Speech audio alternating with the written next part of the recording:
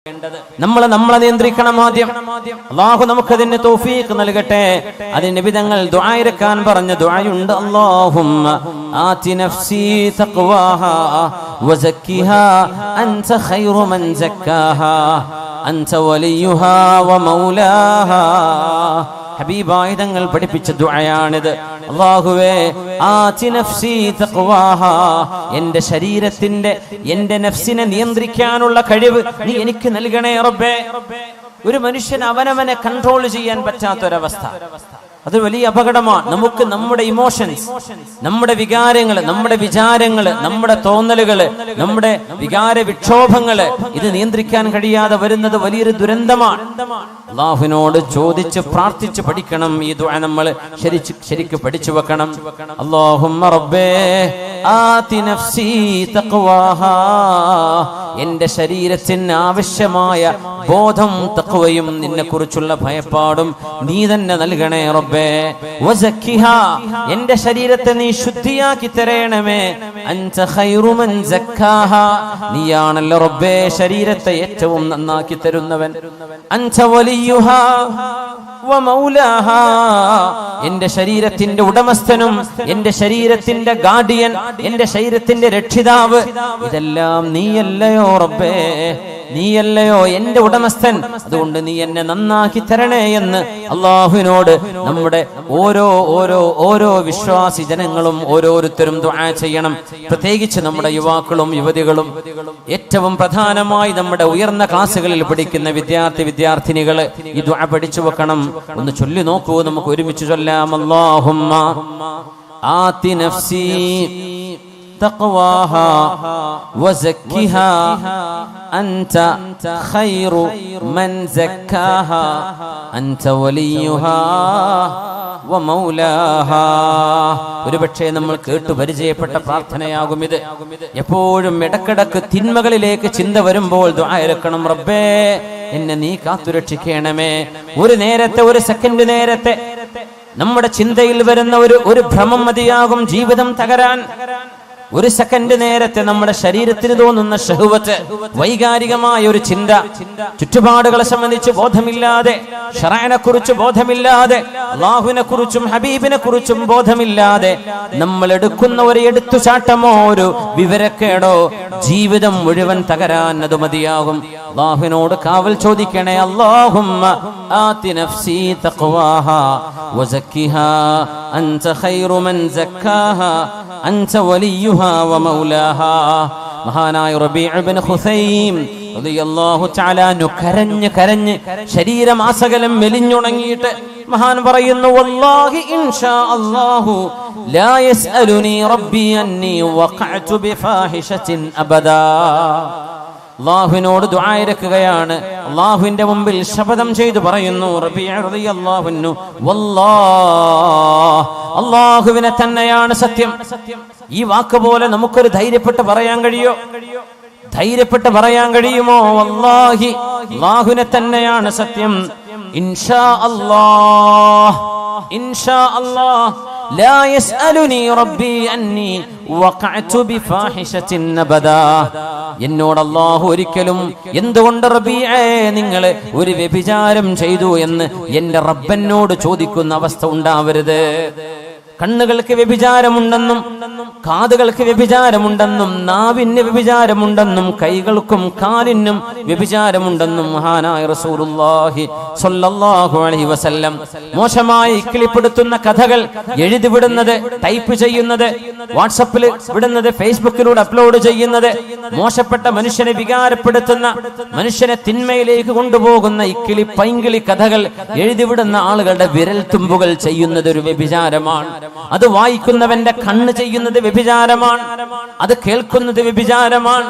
അത്തരം വിഷയങ്ങൾ അറിയാനും ആസ്വദിക്കാനും നടന്നു പോകുന്നത് കാലുകൊണ്ട് ചെയ്യുന്ന വ്യഭിചാരമാണ്. അത് മനുഷ്യന്റെ ജനനേന്ദ്രിയം ഒന്നുകിൽ ശരിവെക്കും, അല്ലെങ്കിൽ അതിനെ എതിർക്കും. ശരിവെച്ചാൽ അതിനർത്ഥം അവൻ ശരിയായ തിന്മയിൽ ചെന്ന് പതിക്കുന്നു. മഅദല്ലാഹ്. അതുകൊണ്ട് ഈ രണ്ട് കവിതകളുടെ ആശയം വളരെ വലുതാണ്. നമ്മൾ ഒറ്റക്കിരിക്കുമ്പോഴോ ആരാരും അറിയില്ലെന്ന് തോന്നുമ്പോഴോ നമ്മുടെ ഖൽബിന്റെ ഉള്ളിൽ പറയണേ, എന്നെ അല്ലാഹു കണ്ടുകൊണ്ടിരിക്കുകയാണ്. വഇദാ ഖലൗത ബിരീബത്തിൻ ഫീ ദുൽമത്തിൻ വഇദാ ഖലൗത ബിരീബത്തിൻ ഫീ ദുൽമത്തിൻ വന്നഫ്സു ദാഇയത്തുൻ ഇലാ തുഗ്യാനി فاستحي من نظر الإله وقل لها إن الذي خلق الظلام يراني. അല്ലാഹു നമുക്ക് ആ ബോധം നൽകട്ടെ. നമുക്ക് നമ്മെ നിയന്ത്രിക്കാനുള്ള കഴിവ് നാളെ ഖബറിൽ പോയി കിടക്കുമ്പോൾ വേണ്ടില്ലായിരുന്നുവെന്ന് പശ്ചാത്തപിക്കുന്ന, നമ്മളെ തെറി പറയുന്ന, നമ്മളെ ശപിച്ചു കളയുന്ന ജീവിതത്തിൽ വരുന്ന അബദ്ധങ്ങൾ ഉണ്ടാവരുതേ. നാളെ മഹ്ശറായിലേക്ക് നമ്മുടെ കിതാബ് നൽകപ്പെടുമ്പോ, യാ അബ്ദി, എന്റെ ദാസനെ, ഹൽ വലമക ഹഫളതി, നിന്റെ കർമ്മങ്ങൾ എഴുതി വെക്കാൻ ഞാൻ നിശ്ചയിച്ച എന്റെ മലക്കുകൾ, എന്റെ ഉദ്യോഗസ്ഥന്മാർ നിന്നോട് അതിക്രമം ചെയ്തിട്ടുണ്ടോ? നീ ചെയ്യാത്തത് നീ ചെയ്തുവെന്ന് നിന്റെ പേരിൽ എഴുതി വെച്ചതാണോ? എന്റെ മലക്കുകളോട് നിനക്ക് വല്ല അന്യായം തോന്നുന്നുണ്ടോ? നീ ചെയ്യാത്തത് അവർ ചെയ്തു എന്ന് പറയുകയും നീ ചെയ്ത നന്മകളെ അവർ എഴുതാതിരിക്കുകയും ചെയ്തിട്ടുണ്ടോ എന്ന് അല്ലാഹു ചോദിക്കുന്ന നേരത്ത്, യാ വൈലതാ യാ ലൈതനി ലം അത്തഖിദ് ഫുലാനൻ ഖലീലാ എന്ന് നാശമേ, എന്റെ നാശമേ എന്ന് വിളിച്ചു പറയുന്നൊരു ഗതികേട് അല്ലാഹു നമ്മൾ ആർക്കും വരുത്താതെ റബ്ബ് തആല അല്ലാഹു നമ്മെ കാത്തുരക്ഷിക്കട്ടെ. ഇമാമുനാ ബുഖാരി റഹ്മത്തുള്ളാഹി അലൈഹി സ്വഹീഹ് എഴുതി വെച്ച മഹാനവറുകൾ പറഞ്ഞു, വല്ലാഹി മാ കദബ്തു കദിബതൻ, ഞാൻ എന്റെ ജീവിതത്തിൽ ഒരു നുണ പോലും പറഞ്ഞിട്ടില്ല. വലഗ്തബ്തു മുസ്ലിമാ, ഒരു മുസ്ലിമിനെ പോലും ഞാൻ ഗീബത്ത് പറഞ്ഞിട്ടില്ല. മുൻദു അലിംതു അന്നൽ ഗീബത തസ്രി ബി അഹ്ലിഹാ, ഗീബത്ത് ദോഷമാണെന്നും അത് തെറ്റാണെന്നും ഞാൻ മനസ്സിലാക്കിയ നാളു മുതൽ ഞാനൊരു നുണയും പറഞ്ഞിട്ടില്ല എന്ന് പറയണമെങ്കിൽ ഇതൊരു ധൈര്യമാണ്. നമുക്കത് പറയാൻ കഴിയോ? വലഗ്തബ്തു മുസ്ലിമൻ, ഒരു മുസ്ലിമായ മനുഷ്യനെയും ഞാൻ ഗീബത്തും പറഞ്ഞില്ല.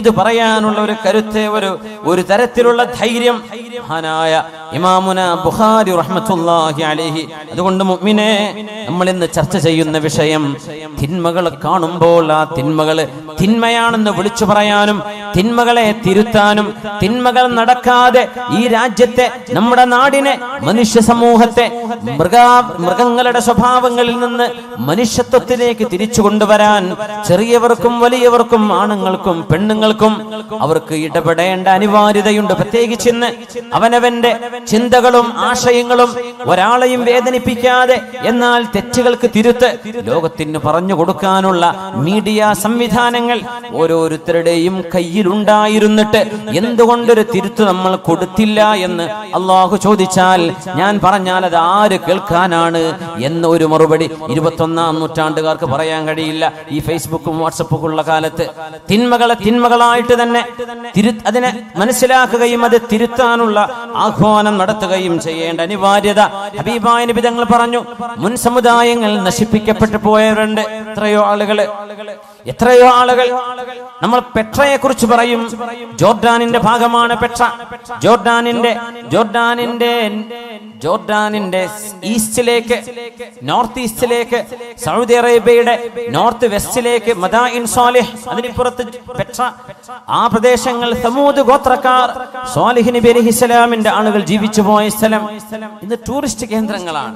അത് ടൂറിസത്തിന്റെ സ്ഥലങ്ങളല്ല എന്നാ ഖുർആൻ പറയാം, അത് അദാബിന്റെ സ്ഥലങ്ങളാണ്. നിങ്ങൾ അതിലൂടെ കടന്നു പോകുമ്പോ ഇല്ല അൻതും ബാഖൂൻ, കരഞ്ഞുകൊണ്ടല്ലാതെ സ്വഹാബികളെ ഇതിലെ കടന്നു പോകരുത് എന്ന് നബി തങ്ങൾ തബൂക്കിലേക്ക് പോകുമ്പോൾ പറഞ്ഞു കൊടുത്തിട്ടുണ്ട് സല്ലല്ലാഹു അലൈഹി വസല്ലം. ആ മലകൾ വലിയ വലിയ പർവ്വതങ്ങളാണ് അവര് വീടുകളാക്കി കൊത്തിയെടുത്തത്. ഇന്നൊന്ന് വെറുതെ നെറ്റിലൊന്ന് പെട്ര എന്ന് അടിച്ചു നോക്കിയാൽ കാണാൻ പറ്റും. സമൂദുകാർ യൻഹിതൂന മിനൽ ജിബാലി ബുയൂത, അവര് പർവ്വതങ്ങളെ തുരന്ന് വീടുണ്ടാക്കിയവരാണ് എന്ന് ഖുർആൻ പറഞ്ഞതിനെ ശരിക്കും കാണണമെങ്കിൽ ഒരു ഗൂഗിൾ ഇമേജസിൽ പെട്ര, PETRA, പെട്ര എന്നടിച്ചു കൊടുത്താൽ മനസ്സിലാവും. സമൂദുകാരുണ്ടാക്കി വെച്ച മലകൾ, പർവ്വതങ്ങളെ വീടുകളാക്കി മാറ്റിയ, ഇന്നും അവിടെ നിലനിൽക്കുന്ന. ആരെങ്കിലും പിന്നെ അവിടെ പോയി പാർത്തോ? ആരും പാർത്തില്ല. എന്തേ? ആ സമുദായം നശിപ്പിക്കപ്പെട്ടു പോയവരാണ്. പിന്നെ ആരും അവിടെ അനന്തരെടുത്തിട്ടില്ല. വാപ്പാന്റെ വീട് വലിയ വലിയ മാമലകളാണ്, വലിയ ജനലും വാതിലുമുള്ള വലിയ വീടുകളായി, കോട്ടകളാക്കി ഇവർ പണിതത്. ആരെങ്കിലും പാർത്തോ? ഇല്ല. അല്ലാഹു നശിപ്പിച്ചു. ഇറ്റലിയുടെ ഭാഗമായ ഒരു സ്ഥലമുണ്ട്, പ്യൂംപി എന്ന് പറയുന്ന സ്ഥലം. പ്യൂംപി വ്യഭിചാരം പച്ചയായി തെരുവുകളിൽ വ്യഭിചാരം നടത്തിയ ആളുകളാണ്. ആ വ്യഭിചാരത്തിൽ പ്രത്യേകത, എല്ലാ അങ്ങാടികളുടെ ചുമരുകളിലും പുരുഷനും സ്ത്രീയുടെയും നഗ്നമായ രൂപങ്ങളും ചിത്രങ്ങളും പച്ചയായി എഴുതി വെച്ചിരുന്ന, ചിത്രപ്പണി എടുത്തിരുന്ന പ്യൂംപി എന്ന് പറയുന്ന നാട്ടുകാർ ഇറ്റലിക്കാരാണ്. ആ നഗരം അള്ളാഹു നശിപ്പിച്ചത്. ഇന്ന് അവിടെ ചരിത്രാവശേഷിപ്പുകളുണ്ട്. എന്താ? ആ പ്യൂംപിയിലേക്ക് കടക്കുമ്പോ ചെറിയ മക്കളെ, അതൊരു മ്യൂസിയം സിറ്റിയാണിന്ന്. അല്ലാഹു തആല പാറകൾക്കുള്ളിലെ തിളച്ചുമറിയുന്ന ഭൂമിക്കുള്ളിലെ ലാവ, അഗ്നിപർവ്വതം ഉണ്ടാകുമ്പോഴുണ്ടാകുന്ന ലാവ പ്യൂംപി നഗരത്തിലേക്ക് അടിച്ചു വന്ന് വ്യഭിചാരത്തിൽ ഏർപ്പെട്ടിരുന്ന ആണിന്റെയും പെണ്ണിന്റെയും ദേഹത്തിലൂടെ ആ ചുട്ടുപൊള്ളുന്ന കുഴമ്പ് പോലെയുള്ള പാറയുടെ, അള്ളാഹുവിന്റെ ഈ ലാവയുടെ ആ ഒരു ലായനി ദേഹത്തുകൂടെ കവിഞ്ഞു പോയപ്പോ കിടന്ന കിടപ്പിൽ കല്ലുകളായി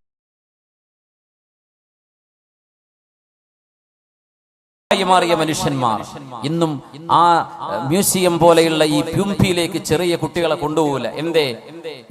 ആണും പെണ്ണും പച്ചയായി തോന്നിവാസം ചെയ്തുകൊണ്ടിരിക്കുന്ന നേരത്ത് അവരുടെ ദേഹത്തുകൂടെയാണ് ഈ അദാബ് വന്നത്. അവരങ്ങനെ കല്ലായി ഉറച്ച്, കൈ വായ തുറന്ന്, കൈ പൊക്കി വെച്ച്, കാല് പൊക്കി വെച്ച്, കമിഴ്ന്ന് കിടന്ന് ഇങ്ങനെയൊക്കെ കിടക്കുന്ന മനുഷ്യക്കോലങ്ങൾ. ഇന്നും മനുഷ്യന്റെ രൂപം അതുപോലെ ആ തടി അങ്ങ് കല്ലായി പോയി. പ്യൂംപി ഒന്ന് ഗൂഗിൾ ഇമേജ് നോക്കൂ. പ്യൂംപിയിലെ മനുഷ്യന്മാർ അത് കാണേണ്ട അദാബ് എങ്ങനെ വന്നു എന്ന് അല്ലാഹു പറയുന്നുണ്ട്. അല്ലാഹു സുബ്ഹാനഹു വ തആലയുടെ അദാബ് വന്ന അത്ഭുതങ്ങൾ ഒരുപാടില്ലേ ലോകത്ത്. എന്തേ? അല്ലാഹു തിന്മകളെ പൊറുപ്പിക്കൂല. ഹബീബായ നബിയുടെ ദുആയുണ്ട് ഉമ്മത്തിന് വേണ്ടി. ആ ദുആയുടെ ബലത്തിലാണ് അല്ലാഹു പെട്ടെന്നുള്ള അദാബ് ഇറക്കാത്തത്. വിശുദ്ധ നബി ഞങ്ങൾ പറഞ്ഞു, ഇന്നമാ ഹലകല്ലദീന മിൻ ഖബ്ലികും, നിങ്ങളുടെ മുൻഗാമികൾ നശിക്കാൻ കാരണം. അബൂ ദാവൂദ് റഹ്മഹുല്ലാഹ് സുനനിൽ കൊണ്ടുവന്ന ഹദീസ്, നിങ്ങളുടെ മുൻഗാമികൾ അല്ലാഹു നശിപ്പിച്ചത്, ഒരു മനുഷ്യൻ തന്റെ കൂട്ടുകാരൻ തിന്മ ചെയ്യുമ്പോ നീ അത് ചെയ്യല്ലേ എന്ന് പറയും. കള്ളുടിക്കുന്നോട് നീ കുടിക്കല്ലേ എന്ന് പറയും. വ്യഭിചരിക്കുന്നോട് വ്യഭിചരിക്കല്ലേ എന്ന് പറയും. പെണ്ണുങ്ങളുടെ പിന്നാലെ നടക്കുന്നോട് നീ ചെയ്യല്ലടോ, മോശല്ലേ എന്ന് പറയും. പിന്നെ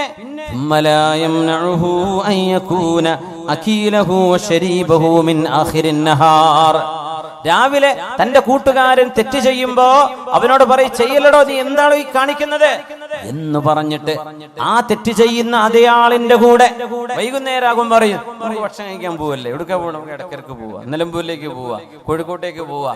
എന്നിട്ട് ഈ ആ തെറ്റ് ചെയ്തവൻ അവനോടായി വന്ന് രാവിലെ പറഞ്ഞത്, നീ ചെയ്ത് തെറ്റാണത്, ചെയ്യല്ലേ എന്ന് പറഞ്ഞ അവന്റെ കൂടെ ആ തെറ്റിഷ്ടപ്പെടുന്നവനോട് കൂടെ തന്നെ പോയി ഭക്ഷണം കഴിക്കുകയും കൂടെ ഇരുന്ന് വെള്ളം കുടിക്കുകയും ചെയ്യും.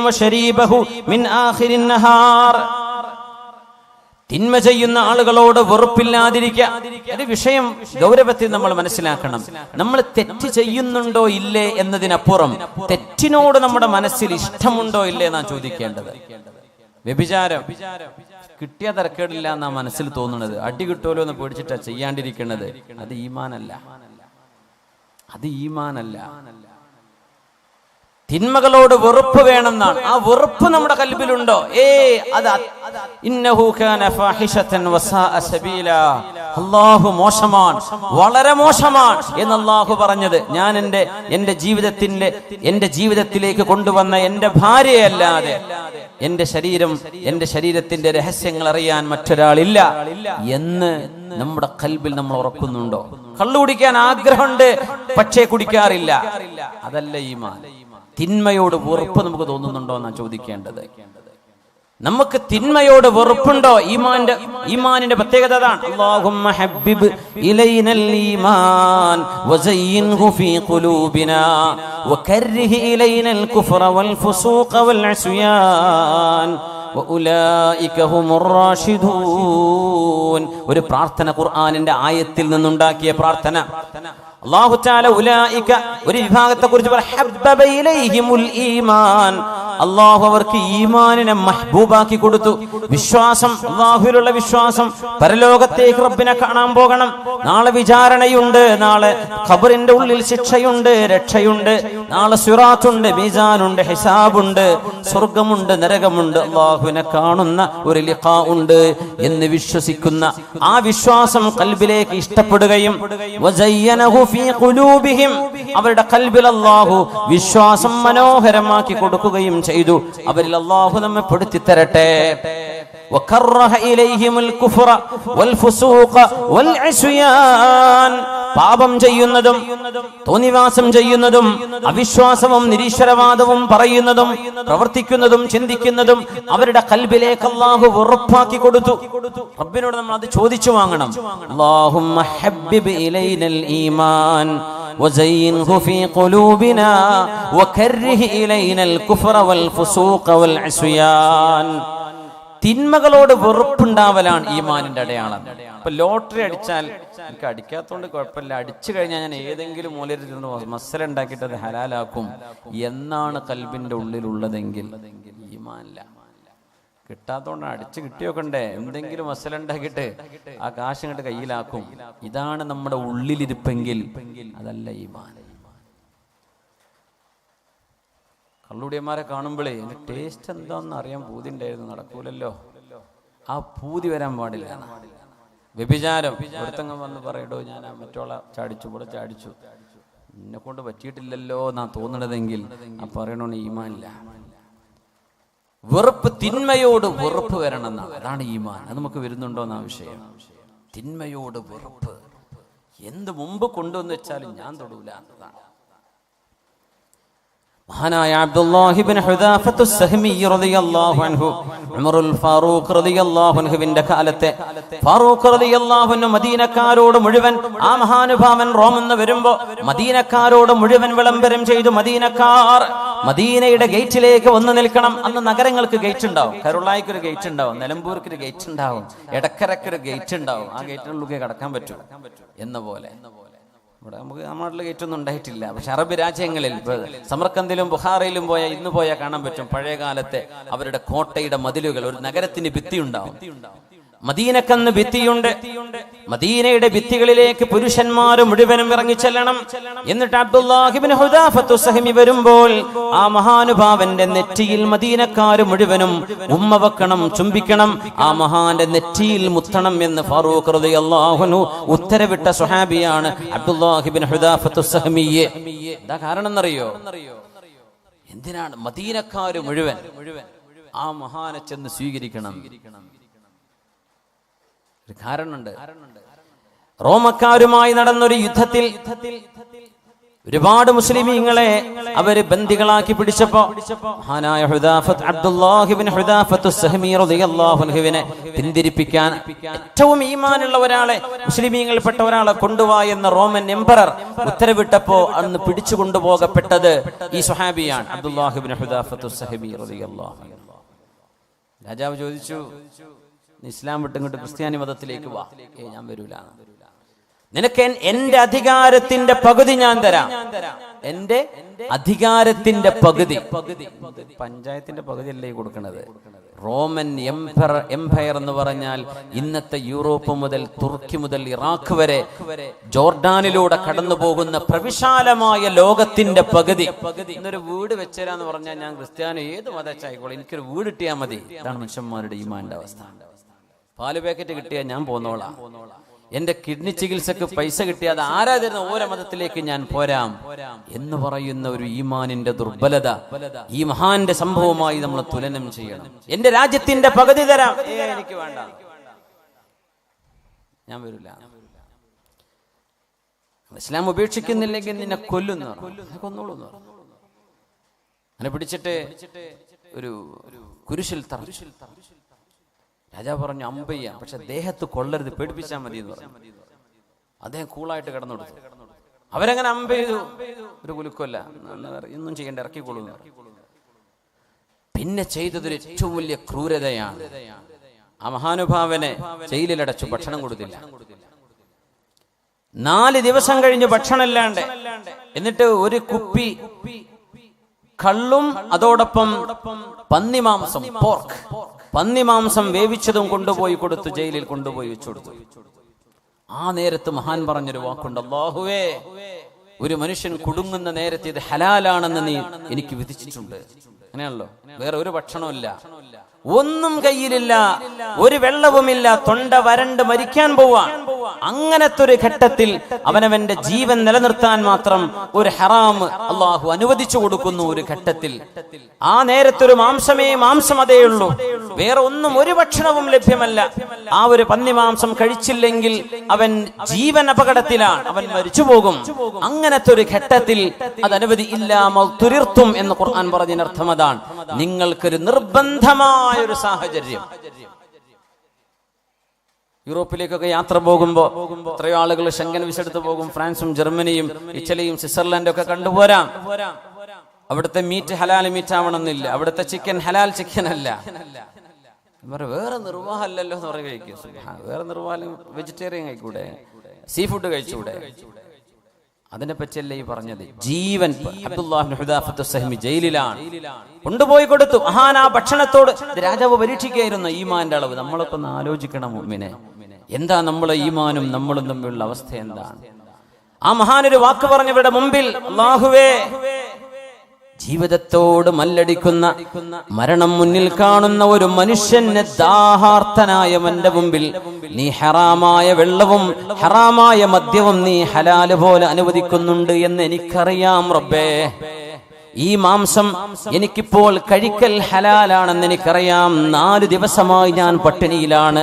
പക്ഷേ അല്ലാഹുവേ, ഈ മാംസവും നീ ഹറാമാക്കിയത് എന്നെ കൊണ്ട് കഴിപ്പിക്കുന്നത് കണ്ട്, ഞാൻ കഴിക്കുന്നത് കണ്ട് എന്റെ മതത്തോട്, ഞാൻ മതത്തിന്റെ വിശ്വാസങ്ങളോട് പിന്മാറി എന്ന് എന്നെ താറടിച്ചു കാണിക്കാൻ, അവർ സന്തോഷിക്കാൻ ചെയ്യുന്ന ഈ പരിപാടിക്ക് ഞാൻ കൂട്ടുനിൽക്കില്ല റബ്ബേ. ഞാൻ ഇങ്ങനെ മരിച്ചാലും അവരിങ്ങനെ ഇത് കണ്ട് സന്തോഷിക്കരുത്, ഞാൻ അവരെ സന്തോഷിപ്പിക്കാൻ അനുവദിക്കില്ല, ഞാനത് തൊടുന്നില്ല റബ്ബേ എന്ന് പറഞ്ഞ് അത് തൊടാതെ പോയ അബ്ദുല്ലാഹി ഇബ്നു ഹുദാഫത്ത് സഹ്മി രാജാവ് വീണ്ടും ഇവിടുന്ന് പുറത്തിറക്കിയത്.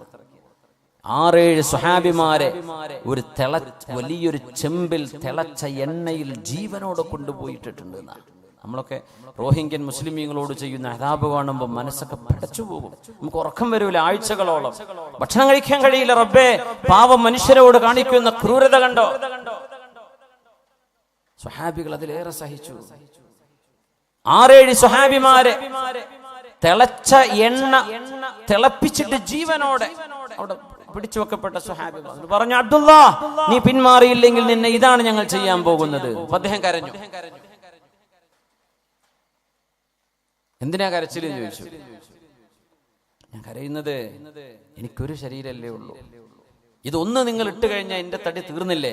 എനിക്കിങ്ങനെ 1000 ശരീരം ഉണ്ടായിരുന്നെങ്കിൽ ഞാൻ കൊതിച്ചു പോവുകയാണ്. ഒന്നല്ലേ ഉള്ളൂ, ആ സങ്കടത്തോടാണ് ഞാൻ കരയുന്നത്. ഇത് കണ്ടപ്പോഴാണ് രാജാവിന് ബോധ്യപ്പെട്ടത്, ഇസ്ലാം, ഇവര് മുസ്ലിം ആകുന്നത് പൈസക്ക് വേണ്ടിയല്ല. ഇവർ ഇസ്ലാം സ്വീകരിച്ചത് സത്യം, ധർമ്മം, യുക്തിബദ്ധമായൊരു വിശ്വാസ പ്രമാണം, ഇത് ലോകത്ത് ഇത് മാത്രമുള്ളൂ എന്ന് ബോധ്യപ്പെട്ടതിന്റെ പേരിലാണ്. ആ ഒരു വിശ്വാസത്തിന്റെ പ്രതീകമായ അബ്ദുല്ലാഹി ഇബ്നു ഹുദാഫത്ത് സഹ്മിയെ ഒന്നും ചെയ്യാതെ ശിക്ഷിക്കാതെ ഇയാൾ വെറുതെ വിടാൻ പോവുകയാണ് രാജാവ്. ഈ മനുഷ്യന്റെ ഈമാനിന്റെ ഘനം കണ്ടിട്ട് നമുക്ക് അങ്ങനത്തെ ഒരു ചെറിയൊരു ഘട്ടം വന്നാൽ എന്തായിരിക്കും നമ്മുടെ അവസ്ഥ? നമ്മളെ കീഴടങ്ങി കൊടുക്കൂലേ? അന്നേരം രാജാവ് പറഞ്ഞു, അബ്ദുള്ള, അവസാനത്തെ ഒരു ചോദ്യം, നീ എന്റെ നെറ്റിയിലൊന്ന് ഉമ്മ വെക്കുമോ? നെറ്റിയിൽ ഉമ്മ വെക്കെന്ന് പറഞ്ഞാൽ ഞാൻ താഴെയാണ്, നിങ്ങൾ മീതയാണ്, ഞാൻ നിങ്ങളെ ബഹുമാനിച്ചു, ഞാൻ ഒന്നുമല്ല എന്നൊരു സമ്മതിപ്പിക്കലാണത്. അദ്ദേഹം പറഞ്ഞു, ഞാൻ ചെയ്യാം, പക്ഷേ ഒരു കണ്ടീഷൻ ഉണ്ട്. ഞാനത് ചെയ്താൽ എന്റെ കൂടെയുള്ള 10, 70, 80 സ്വഹാബിമാർ, മുസ്ലിമീങ്ങൾ, താബിഈങ്ങളുണ്ട്, അവരെ നിങ്ങൾ വിട്ടയക്കണം എന്റെ കൂടെ. അദ്ദേഹം പറഞ്ഞു, നീ എന്റെ നെറ്റിയിലൊന്ന് ഉമ്മ വെച്ചാൽ നിന്നെ ഞാൻ വിട്ടയക്കാം. മഹാനവർ പറഞ്ഞു, ഞാനത് ചെയ്യാം, പക്ഷേ എന്റെ കൂടെയുള്ള 80 ആളുകളുടെ ജീവൻ അതുകൊണ്ട് രക്ഷപ്പെടണം, എന്റേത് മാത്രമല്ല. ഞാൻ തരാം. രാജാവിന് എങ്ങനെയെങ്കിലും അബ്ദുല്ലാഹി തങ്ങൾ കീഴടങ്ങണമെന്ന ആഗ്രഹത്തിലേക്ക് എത്തി. അങ്ങനെ ആ രാജാവിന്റെ നെറ്റിയിൽ അദ്ദേഹം ഉമ്മ വെച്ചു. ഒന്നുമില്ല, പ്രതീകാത്മകമായി ആ ഒരു സാഹചര്യം 80 ആളുകളുടെ ജീവൻ രക്ഷിക്കാൻ.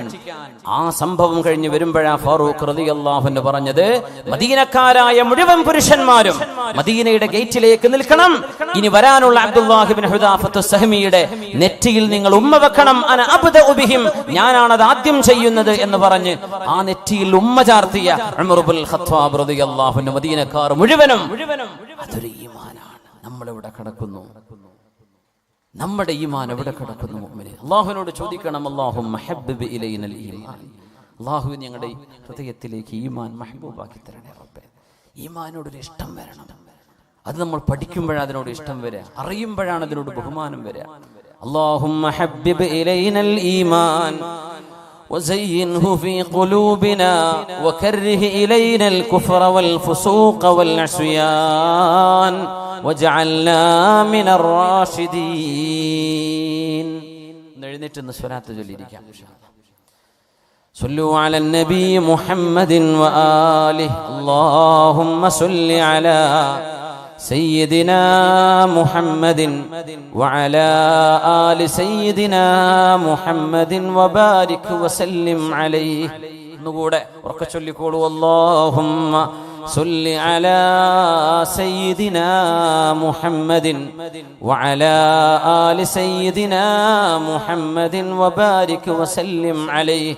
نقول اللهم صل على سيدنا محمد وعلى آل سيدنا محمد وبارك وسلم عليه.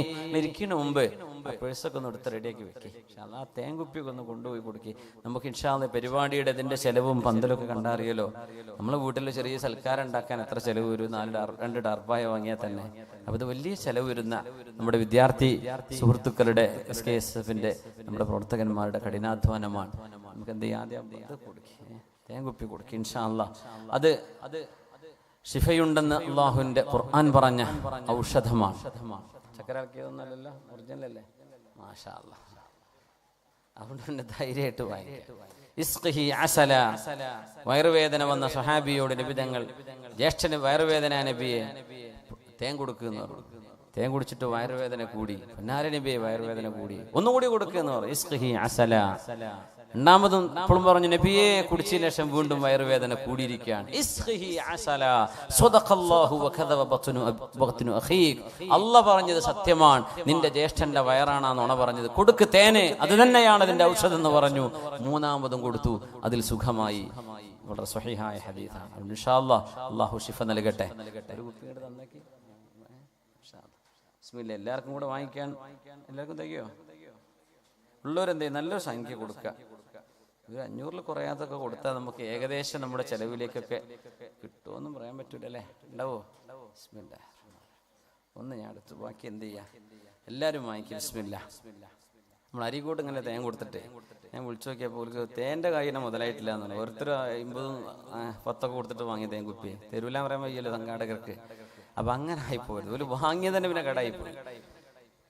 അപ്പം അങ്ങനെ ആയി പോകരുതേ. എല്ലാവരും ഒന്ന് സഹകരിക്കണേ. നിങ്ങളൊന്നും പിന്നെ ഇങ്ങനെ കിട്ടിക്കോണമെന്നില്ല.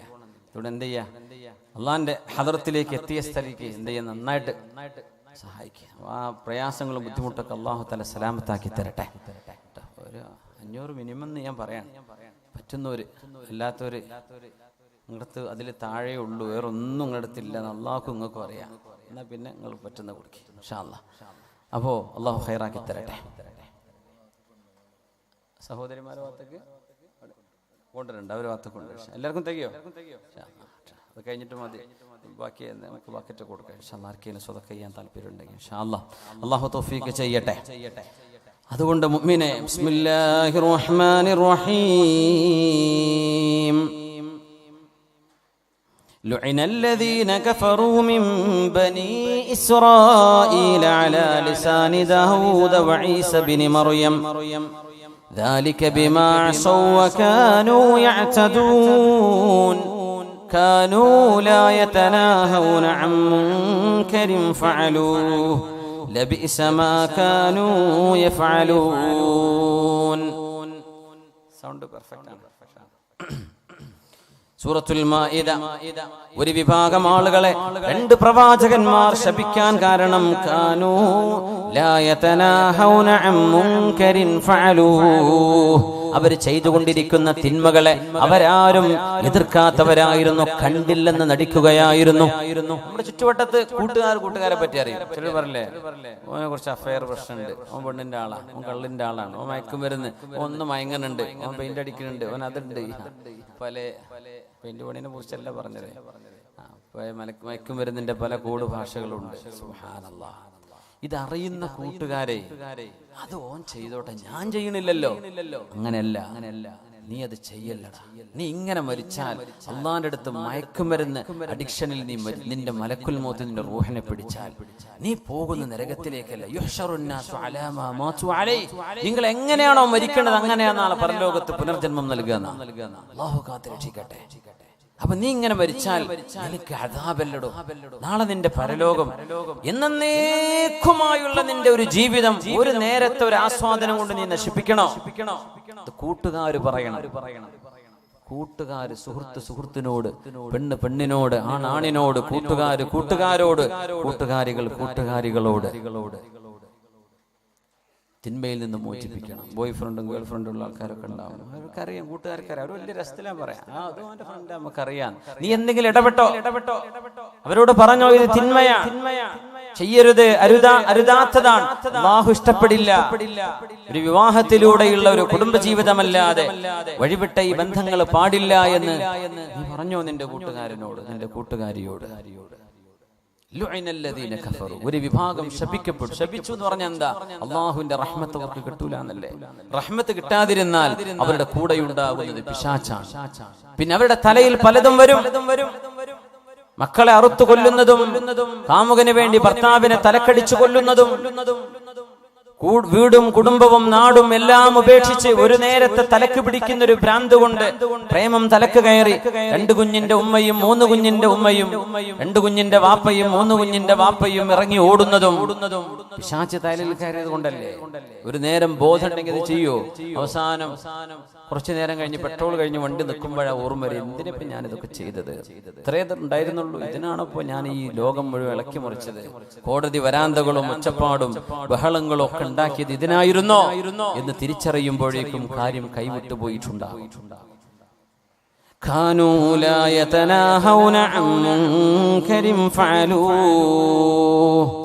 അവര് ചെയ്യുന്ന തിന്മകൾ കാണുമ്പോൾ അവരാരും അത് എതിർക്കാറില്ലായിരുന്നു.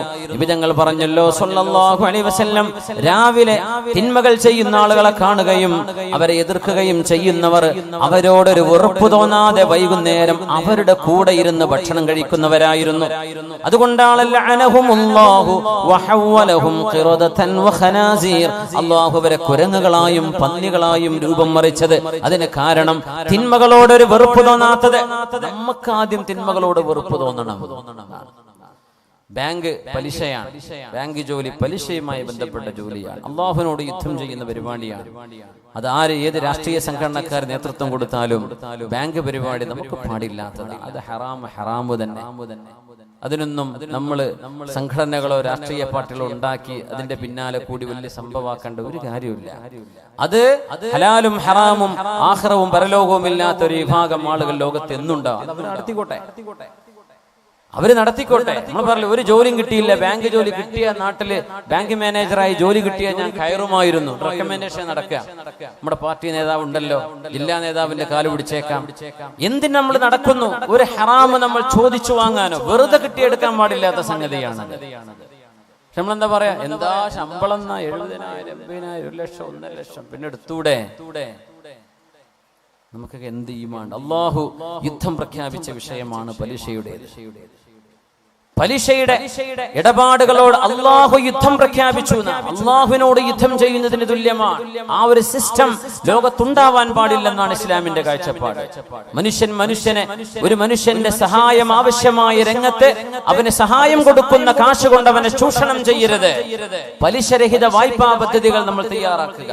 പലിശയുമായി ബന്ധപ്പെട്ട ഒരു ജോലിയും മുസ്ലിമിന് എടുക്കാൻ പറ്റൂല. അതിന് ഞാൻ എതിർത്ത് എന്ത് ക്ലിപ്പറക്കിയിട്ടും കാര്യമില്ല. മുസ്ലിമിന് അത് പറ്റൂല. ഞാൻ മുസ്ലിമിനെ പറയുന്നത്. മുസ്ലിം അല്ലാത്ത പലരും ഇതൊരു പക്ഷേ യൂട്യൂബിലൊക്കെ കേട്ടേക്കാം. നിങ്ങൾ മുണ്ടാണ്ടിരുന്നാൽ മതി. ഇത് മുസ്ലിമീങ്ങളോട് ഈമാനുള്ളവരോടാണ് ഞാൻ പറയുന്നത്.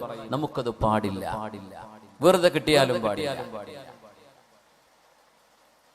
കിട്ടിയ തരക്കേടില്ല എന്നാണ് മനസ്സിലുള്ളത്. അപ്പൊ തിന്മയോട് വെറുപ്പില്ല എന്നല്ലേ അർത്ഥം. അത് കുറ്റകരമാണ്. നാളെ പരലോകത്തേക്ക് വരുന്ന ഒരു വിഭാഗം ആളുകളുടെ കർമ്മങ്ങളെ യജ്അലുഹല്ലാഹു ഹബാഅൻ മൻസൂറാ.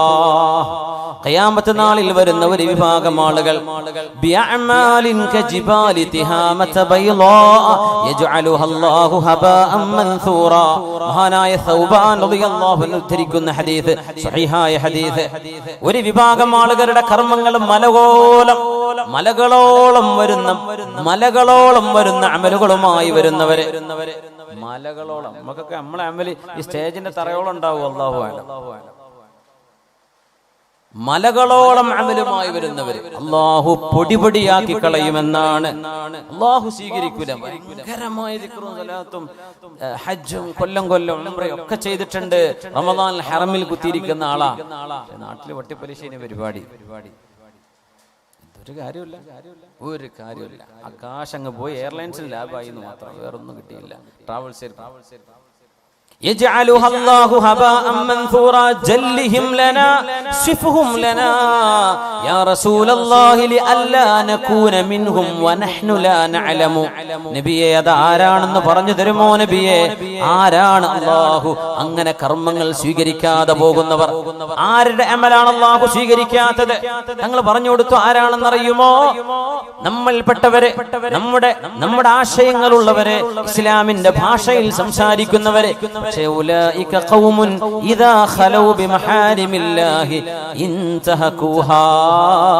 അല്ലാഹുവിന്റെ ഒരു ഹറാമിന്റെ അവസരം കിട്ടിയാൽ ഞാനത് ചെയ്യും എന്ന് മനസ്സിൽ കൊണ്ടു നടന്ന ആളുകളാണ് അവര് ചെയ്തവരാണെന്നല്ല ഖുർആൻ പറഞ്ഞത്. ചെയ്തവരാണെന്നല്ല.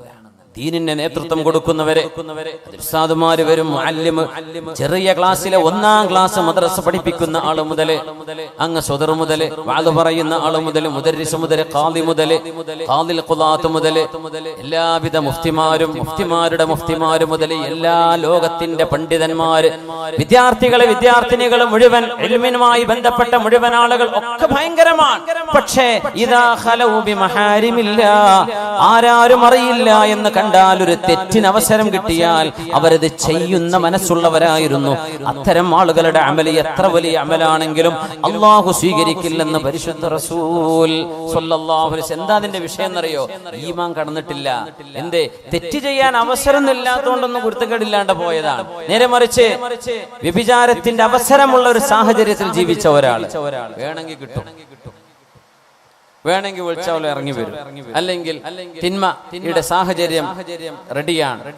അല്ലെങ്കിൽ മദ്യപാനം, അല്ലെങ്കിൽ മയക്കുമരുന്ന് പറ്റിയ ടീമുണ്ട് നമ്മുടെ നാടുകളിലുള്ള. എനിക്കറിയില്ല ഇവിടുത്തെ നമ്മുടെ നെടുങ്കയത്തിന്റെ അവസ്ഥ എന്താണെന്ന് അറിയില്ല, ഞാൻ ഇവിടെ വന്ന് നോക്കിയിട്ടൊന്നുമില്ല. പക്ഷേ ഒരുവിധം ടൂറിസ്റ്റ് കേന്ദ്രങ്ങൾ, വെള്ളച്ചാട്ടവും തടാകങ്ങളൊക്കെ ഉള്ളൊരു കാടുകള് ഒക്കെ കള്ളും കുപ്പിയായിരിക്കും ഉണ്ടാവുക. സുബ്ഹാനല്ലാഹ്. മനുഷ്യന്മാര് കയറി കള്ളുടിക്കാൻ വരിക. പുഴയിലൊക്കെ വെള്ളം കുറഞ്ഞാൽ ആ നല്ല രസമുള്ള തണുത്ത കാറ്റടിച്ച് വീശുന്നിടത്ത് പോയിരിക്കാൻ നല്ല രസമാണ്. ഇവിടെയൊക്കെ നല്ല പുഴ ഉണ്ടല്ലേ, കേരളയിലെ പുഴയ്ക്കല്ലേ. ചൂടുകാലങ്ങളിൽ അവിടെ പോകുന്നവര് കള്ളും കുപ്പിയിട്ടാ പിന്നെ വരുന്നത്. രാവിലെ ചെന്ന് നോക്കുമ്പോ ഇവിടെ നല്ല മദ്യം പൂളി മാത്രല്ല, അതിന്റെ കൂടെ കള്ളും കുടിച്ചിട്ടുണ്ട് എന്ന് പിന്നെ ചെല്ലുന്നവർക്ക് ബോധ്യപ്പെടുന്നു. അപ്പേ എന്താണിത്? ഒരവസരം കിട്ടാത്തത് കൊണ്ട് ഇവനൊന്നും ചെയ്തില്ല. പക്ഷേ അവസരം കിട്ടിയവരൊക്കെ അടിച്ചു പൊളിച്ചു. എനിക്കും അവസരമുണ്ടായിരുന്നെങ്കിൽ ഞാനത് ചെയ്യുമായിരുന്നു എന്നാണ് മനസ്സെങ്കിൽ, ഇത്തരം ആളുകളുടെ അമലും അല്ലാഹു സ്വീകരിക്കില്ലെന്ന് മഹാനായ അഷ്റഫുൽ ഖൽഖ് റസൂലുള്ളാഹി സ്വല്ലല്ലാഹു അലൈഹി വസല്ലം. അതുകൊണ്ടാണ് തിന്മകളെ കാണുമ്പോൾ അത് ചെയ്യരുതേ എന്ന് പറയൽ ബാധ്യതയുണ്ട് നമുക്ക്. നമ്മുടെ നഫ്സിനോട് ആദ്യം പറയണം, പിന്നെ കൂടെയുള്ള ജനങ്ങളോട്. നമ്മൾ തെറ്റ് ചെയ്യാത്തവരായതുകൊണ്ടല്ല പറയണത്, നമ്മളൊക്കെ തെറ്റ് ചെയ്യുന്നവരാണ്. കുല്ലു ബിനി ആദമ ഖത്വാ വഖൈറുൽ ഖത്വാഈന തവ്വാബൂൻ. ആദം നബി അലൈഹിസ്സലാമിന്റെ മക്കളായ ആണും പെണ്ണും തെറ്റ് ചെയ്യും. തെറ്റ് ചെയ്യലല്ല വിഷയം. തെറ്റ് ചെയ്താൽ അവർ തൗബ ചെയ്യേണ്ടവരാണ്. തൗബ ചെയ്യാതെ ഇരിക്കുന്നവന്റെ കാര്യമാണ് വലിയ വിഷമുള്ളത്, പരിഭ്രമമുള്ളത്. ഖൈറുൽ ഖത്വാഈന തവ്വാബൂൻ. തെറ്റുകാരിൽ ഏറ്റവും നല്ലവര്, തെറ്റ് ചെയ്യുന്നവരിൽ ഏറ്റവും നല്ലവര് ആരാ? തെറ്റ് ചെയ്യുന്നവര് നല്ലവരുണ്ടോ? അതാരാ? അത്തവ്വാബൂൻ. അല്ലാഹുവിലേക്ക് തൗബ ചെയ്ത് മടങ്ങാൻ. റബ്ബേ പറ്റിപ്പോയി പടച്ചോനെ, ആ നേരത്തെ നേരത്തെ ഒരു ബോധം ഉണ്ടായില്ല. മാപ്പാക്കി തരണേ റബ്ബേ, പടച്ചോനെ പുറത്തുതാ, അന്ന് വലിയ അറിവൊന്നും ഉണ്ടായിരുന്നില്ല റബ്ബേ, ഇതൊന്നും കേട്ടില്ലായിരുന്നു, എന്നോടാരും പറഞ്ഞു തന്നിട്ടില്ലായിരുന്നു റബ്ബേ. അങ്ങനെ ഒരു സംഘം കൂടി കോളേജിൽ നിന്ന് തുടങ്ങിയ ഏർപ്പാടുകളാണ്. അങ്ങനെ തിന്മ ചെയ്ത് ചെയ്ത് ചെയ്ത് മടുത്തു. തിന്മയിൽ ഒരു സമാധാനവുമില്ലാതെ, ഒരു തിന്മ കഴിഞ്ഞാൽ മറ്റൊന്ന്, ഒരു വ്യഭിചാരം ചെയ്തവന് രണ്ടാമത് ചെയ്യാൻ തോന്നും, വേറൊരുത്തിനെ കിട്ടാൻ തോന്നും, അവളെ കഴിഞ്ഞാൽ വേറൊരുത്തിനെ വേണ്ടി വരും, അവള് കഴിഞ്ഞാൽ വേറൊരുത്തിയെ. ദുന്യാവുന്നവന്റെ ആശ തീരൂല. സുബ്ഹാനല്ലാഹ്. ഇതാണ് തിന്മകളുടെ അവസ്ഥ. ഒരിക്കലും മനസ്സമാധാനം തരില്ല. നേരെമറിച്ച് നീ നിക്കാഹ് ചെയ്ത് നിന്റെ ഭാര്യയാണ്, നീ നിക്കാഹിലൂടെ സ്വീകരിച്ച നിന്റെ ഭർത്താവാണ് സഹോദരി, അവരുടെ കൂടെയുള്ള ജീവിതത്തിൽ നിനക്ക് സംതൃപ്തി ഉണ്ടാകും. മറ്റേത് സംതൃപ്തിയില്ല. മനുഷ്യന്റെ ആഗ്രഹങ്ങൾ അടങ്ങാത്തത്, ഒരിക്കലും അടങ്ങാത്ത ഒരു വികാരജീവിയായി മനുഷ്യൻ അടിമപ്പെടുകയാണ്. എന്തിന്? തിന്മകൾ വാരിക്കൂട്ടാൻ വേണ്ടി മാത്രമോ?